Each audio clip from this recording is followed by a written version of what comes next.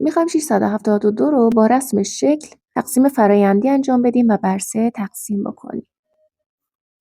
672 رو اگه بخوایم براش شکل بکشیم ما 6 تا 100 تایی داریم، 7 تا 10 تایی داریم و 2 تا یکی داریم. این عدد ما تک رقم هست، ما هم یه تک رقم جدا میکنیم. میگیم داخل 6 چند تا 3 وجود داره، یا در حقیقت میگیم که 6 تا 100 تایی رو اگه بخوایم 3 تا دسته بندی کنیم چند دسته میشه؟ 2 دسته، چون 100 تایی هست 200.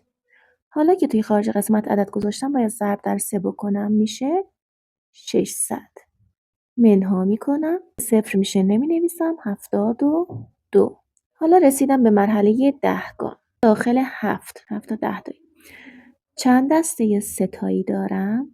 1 دسته، 2 دسته و یه 10 تایی میمونه، پس میشه 2 دسته 10 تایی. حالا باید ضرب بکنم، میشه 60. کم میکنم، 12. این 12 از کجا اومده؟ این 10 تایی که ما اینجا مونده باید بیاریم این بر باز بکنیم. وقتی اینو باز کردیم باید ببینیم داخل این یکی هامون چند دسته 3 تایی میتونیم درست کنیم. 4 دسته 3 تایی میتونیم درست کنیم. 3 4 تا 12 تا باقی مانده 0 و اینها رو با هم جمع میکنیم 224.